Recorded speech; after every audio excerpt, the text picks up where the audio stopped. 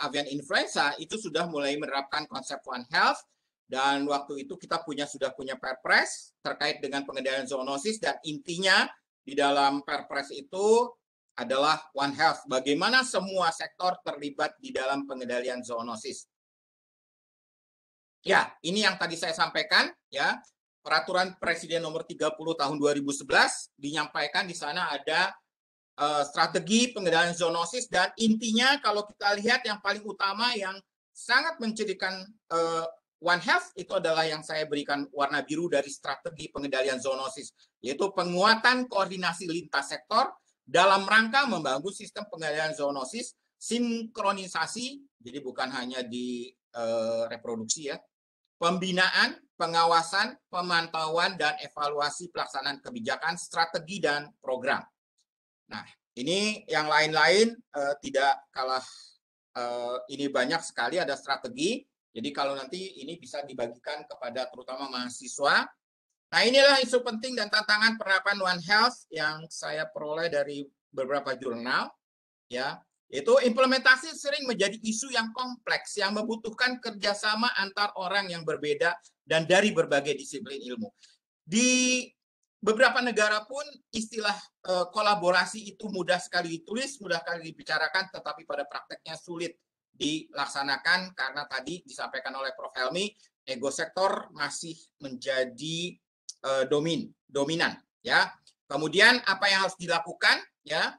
Di tingkat lokal atau nasional adalah perbaikan komunikasi informasi One Health melalui pelatihan dan juga edukasi. Tadi Prof. Helmi memberikan materi terkait bagaimana One Health ini menjadi suatu atau mungkin menjadi outcome learning dari lulusan kedokteran hewan di Indonesia, sehingga tadi Prof. Helmi sudah menyampaikan bagaimana itu dapat diintegrasikan di dalam kurikulum. Dan tingkat internasional yang sudah banyak mengalami kemajuan, ya, kita tahu ada terlibat di sana adalah OIE, WHO, FAO, dan beberapa organisasi internasional lainnya yang non-government, itu mengembangkan kerjasama di dalam kesehatan global. Nah, ini inti dari bagaimana menerapkan mulai dari konsep One Health menjadi praktik ataupun aktivitas. Tadi Prof. Helmi sudah menyampaikan yang pertama adalah setiap orang itu harus memiliki leadership. Jadi One Health akan berjalan kalau ada leadership. Kita tahu bahwa di dalam leadership ini ada bagaimana kita melakukan kolaborasi dari antar orang. Ada yang disebut sebagai grup, ada yang disebut sebagai tim. Jadi kalau kita lihat di sini adalah bagaimana kita mengedepankan teamwork di dalam One Health. Nah, kemudian relationship, jadi hubungan antar grup-grup tadi. Kemudian tidak kalah pentingnya adalah infrastruktur, terutama terkait dengan laboratorium diagnostik, ya, kalau kita baca lebih lanjut tentang dalam jurnal ini. Kemudian keterampilan dan kapasitas, tadi Prof. Helmi sudah menyampaikan bahwa sebenarnya itu adalah core kompetensi yang dibuat oleh One Health University Network yang diterapkan di dalam Southeast Asia One Health University Network yang dibuat. Jadi ada kompetensi inti dan kompetensi teknis, dan inilah bagaimana Seo-Hoon itu menerapkan keterampilan kapasitas. Kemudian tidak kalah pentingnya adalah komunikasi dan teknologi. Itu sangat penting bagaimana ini menyebarkan informasi terkait dengan One Health dan sumber daya. Nah, Ibu dan Bapak, pada tahun 2021 kemarin bulan Maret itu FAO, OIE, United Nations Environment Program atau UNEP, dan WHO ini meluncurkan satu ya One Health High Level Expert yang disebut sebagai One Health High Level Expert Panel.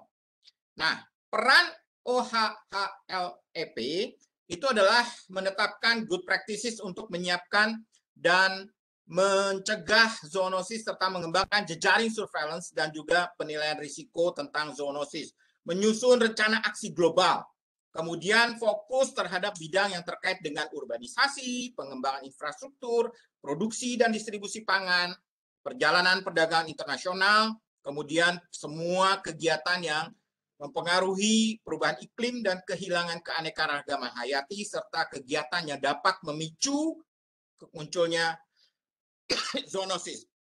Nah, bahkan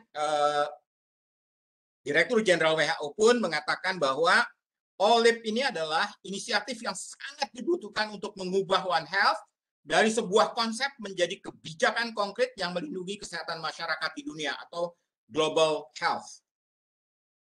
Ya, ini tadi sudah disampaikan oleh Prof. Helmi, hanya memperkenalkan bahwa Indonesia bagian dari pendiri One Health University Network di Asia Tenggara yang dikenal sebagai Southeast Asia One Health University Network, yang tadi Prof. Helmi sudah sampaikan ada One Health collaboration-nya ada di Indonesia dan di setiap negara anggota dari SEOHUN. SEOHUN saat ini ada 7 negara di Asia Tenggara, dan yang 4 yang seberi warna biru ini adalah founding fathers dari SEOHUN.